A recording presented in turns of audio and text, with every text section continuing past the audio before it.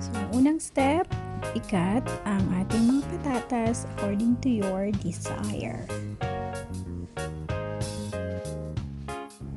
Pagkatapos nating ikat ang ating mga patatas, ibababad natin ito sa malamig na tubig for 8 hours or overnight in the fridge.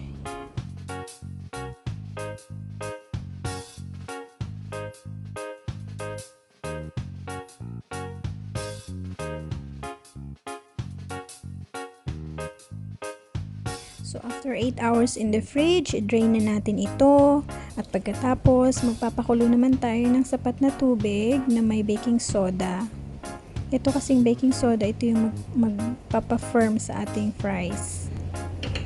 So, ayan. Pagkakulo, ilalagay na natin yung ating fries from fridge.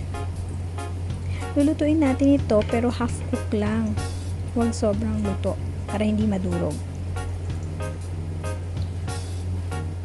So, ayan, after nating mapakuluan, ilalagay na natin ito sa flat tray. Tapos, kailangan magkakahiwalay. May social distancing dapat sila para hindi sila magka-dikit-dikit.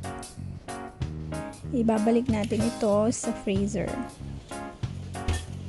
or sa fridge. So, ayan po, makikita nyo, nagbago ang shape niya na magic. Actually, kinat ko siya kasi nagbago yung isip ko. Ayoko na ng wedge. Let's fry, guys! First fry. Okay?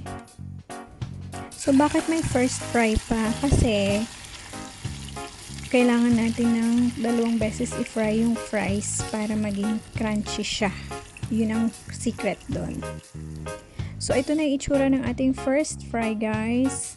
Okay? Pagkatapos, ilalagay ulit natin ito sa freezer.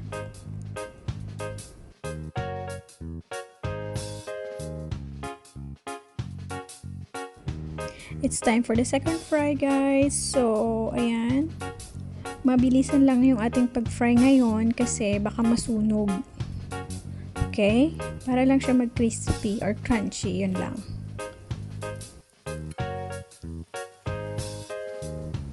Ta-da! This is it, guys. Oh, looks so yummy and smells good, really.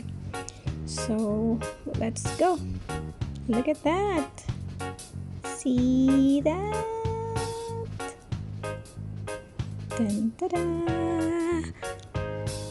Okay. So, I'm going to eat it now and with fresh watermelon juice. Bye-bye. Thanks for watching, guys. Keep safe.